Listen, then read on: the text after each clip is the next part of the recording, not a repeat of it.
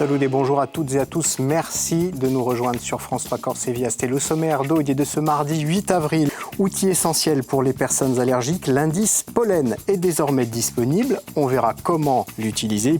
Il y a 3 semaines, ici même, nous vous parlions des sentinelles du pollen. Il contribue à enrichir en fait un nouvel indicateur. C'est l'indice pollen, un outil précieux pour les personnes allergiques ou souffrant de troubles respiratoires. Alors comment fonctionne-t-il et quel type d'informations nous donne-t-il? Réponse avec Jean-Luc Savelli. Merci beaucoup.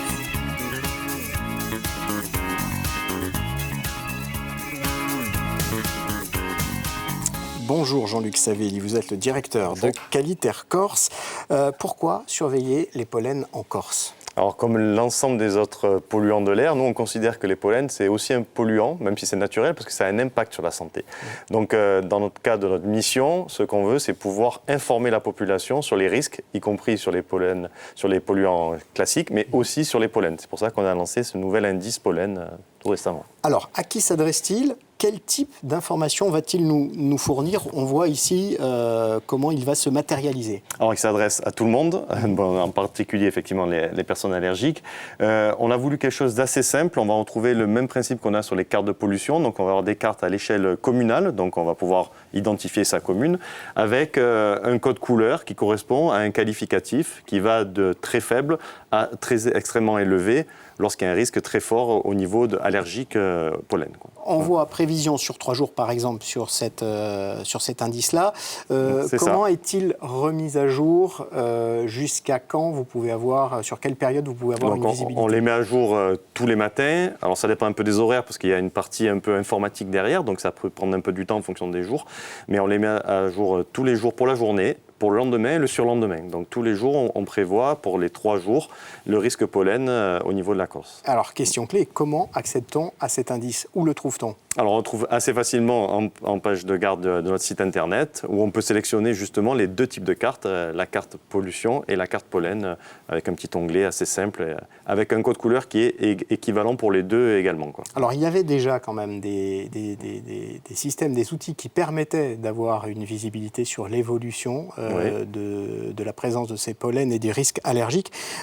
Qu'est-ce que ça apporte de plus ? Quelle est la différence ? Alors déjà, ça a été très utile parce que c'est grâce à ça qu'on arrive maintenant à pouvoir faire la prévision, ce qu'on appelle les calendriers polliniques. C'est-à-dire qu'on sait quand les espèces émettent des pollens et surtout, on sait la variation annuelle de ces phénomènes-là.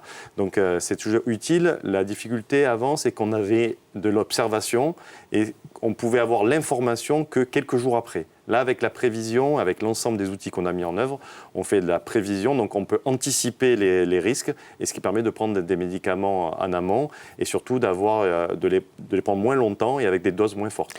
Vous parlez des outils à votre disposition. Oui. Comment est-ce que vous établissez cette cartographie ?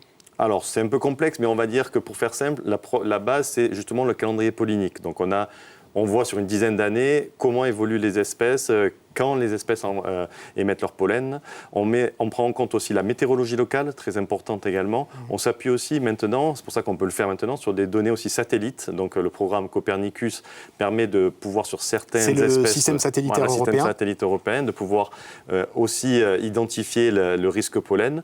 Et bien sûr, derrière, il y a l'intelligence artificielle, c'est un peu à la mode, mais tous ces éléments-là sont regroupés au sein d'un même serveur informatique qui permet de produire ces cartes à l'échelle nationale et notamment pour la Corse. Et ensuite, tout ça est croisé avec la présence de ce que l'on avait évoqué lors d'une précédente émission, les sentinelles pollen. Ça, c'est très important. C'est très important parce que justement, l'outil qui va créer ces cartes au niveau national, au niveau de la Corse, on sait la complexité de la Corse avec la géographie, la météorologie souvent différente selon où on se trouve à l'ouest ou à l'est de la Corse.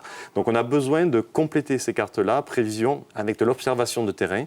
Et donc c'est pour ça qu'on a le projet Pollinaire, donc je vous invite à nous aider et vous inscrire sur ce programme-là. Et avec ces observations-là, on va pouvoir améliorer aussi la prévision et justement mieux informer la population de façon plus précise territorialement. Alors justement, parce que tout à l'heure, dans l'exemple qui nous était montré, on voit l'échelle communale. Il y a différents niveaux de lecture de cet indice et c'est important pour les raisons que vous venez d'évoquer, c'est-à-dire que bien sur la côte ouest de la Corse, dans certaines vallées, la situation sera peut-être différente en fonction l'information de l'exposition des courants? Jusqu'à présent, on avait une information plutôt départementale. Donc, et on sait très bien que dans la réalité, lorsqu'on va dans la campagne, on voit bien qu'on va trouver un endroit des pollens et puis à quelques heures de route peut-être différents. Donc c'est pour ça qu'on essaye d'être un peu plus précis dans l'information, justement pour éviter que les personnes prennent des médicaments alors qu'ils n'en ont pas encore besoin ou puissent les prendre au moment où il faut ou l'arrêter au moment où il faut. De pouvoir anticiper et gérer au mieux justement les allergies auxquelles plusieurs parmi nous sommes confrontés. Merci pour toutes ces explications, Jean-Luc Savé. On retrouve tous les détails sur le site donc, de Qualitaire et cet indice est donc désormais disponible sur ce site.